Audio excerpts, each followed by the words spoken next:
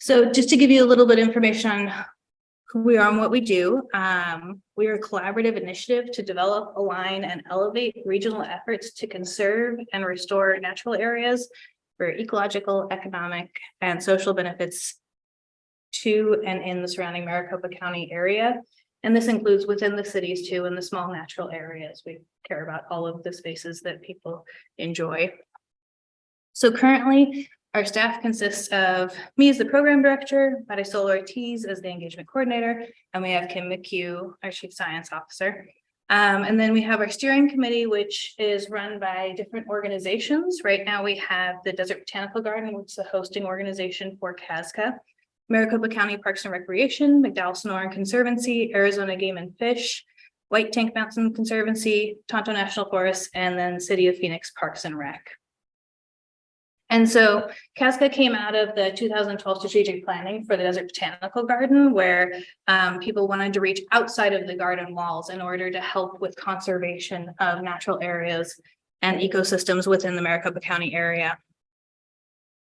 And then we did this because strategic coordination and collaboration is really key to helping to do large-scale work in conservation. So here are some of the challenges that were noted and that we try to address: land use change, habitat degradation, gaps in knowledge, and diminished capacity and that sort of thing. So these are our missions and visions, and our mission is to lead community engagement and collaboration and strategy, to protect, restore, and promote desert open spaces in the central Arizona region. And we envision sustainable preserved system that supports healthy ecosystems and provides beautiful, safe, open spaces for healthy communities. So this all led to our regional open space strategy, which took many partners working together for 2 to 3 years, Kim? 2 years, yep, for 2 years to come up with, and it is now our guidance document that we're actually working on updating. But there's 4 main goal areas within that guidance document, and that is protect and connect, and sustain and restore, love and support, and coordinate and elevate. So protect and connect is basically when we want to ensure that there are habitat and migration corridor protections in order to create or keep ecosystems functional within our area of the Sonoran Desert.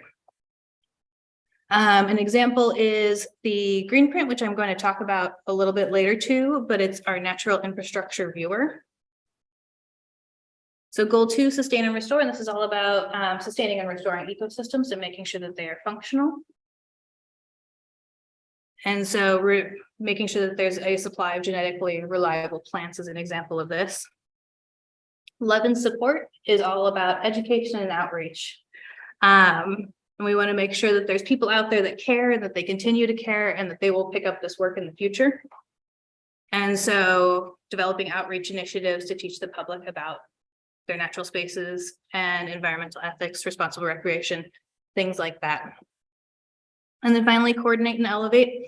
So this is all about working together and helping, helping to train and make tools available, but also to participate in different groups and to bring groups together in order to tackle these large scale projects and to continue building on that support and on that work. So our current initiatives under these ROS goals is how I've sorted them. So under goal 1, we have green print. That's the natural infrastructure work viewer. Goal 2, we have the Desert Defenders, the Sonoran Seed Collaborative, and I'm going to get into each of these a little bit in just a little bit. And then the Urban Desertscape Restoration Group. Goal 3, which was education again, the Sonoran Insiders, which I don't think I made a slide for, but they are actually an Instagram influencer group that does education and outreach for us in exchange for events that we and partner groups provide.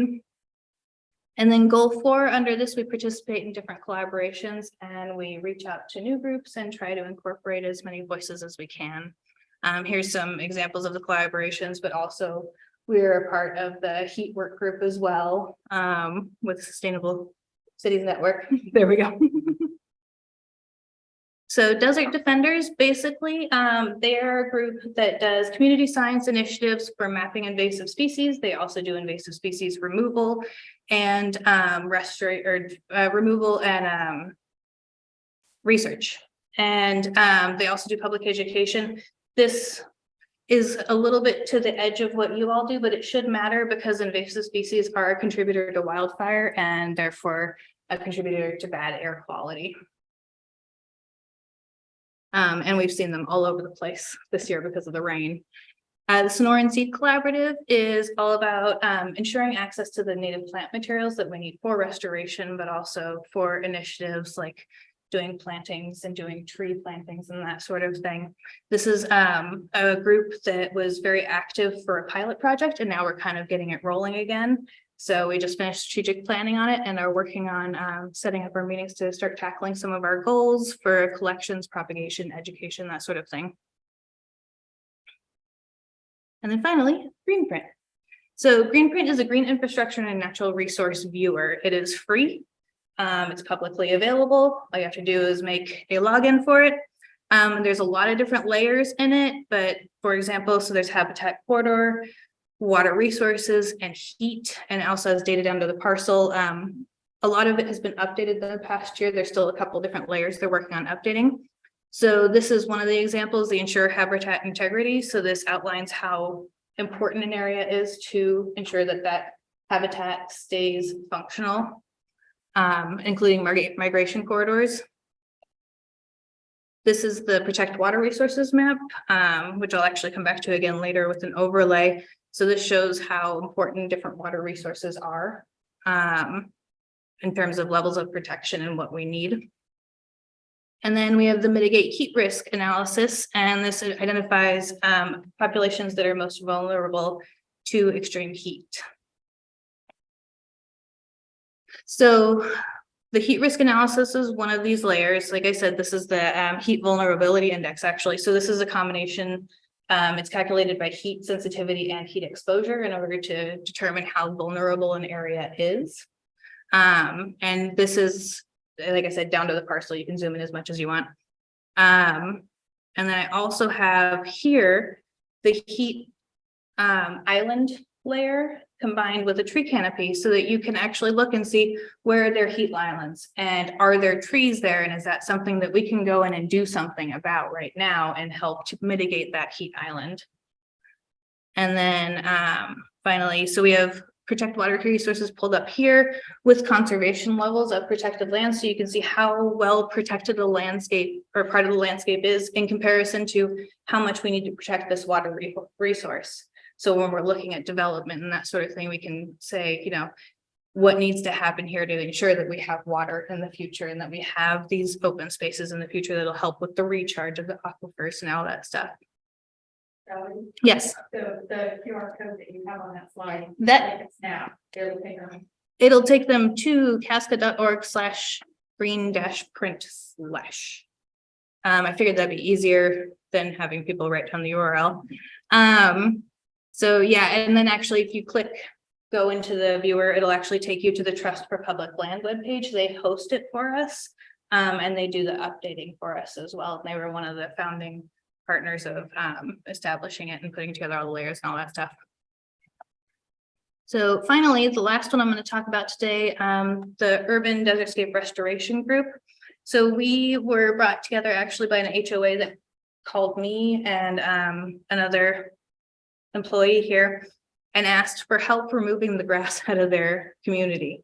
So we've convened a bunch of partners, including AMWA, some nonprofits, and some actual local businesses that are interested in helping. And we're trying to create a guidance document that will help communities reduce their water use. It will increase native desert habitat in these communities, help remove turf, and encourage planting of native trees when they need trees, but also when a tree has, you know, ended its life and needs to be replaced. So particularly with palm trees. And also there's a piece in there about teaching communities how to talk to their landscapers, because that is something that not a lot of communities know how to do and know what to look for. And it's still difficult even when you know, but at least they have some education behind them then. And that is all I have. So this is my contact information. Marisol, who couldn't be here, her contact information as well.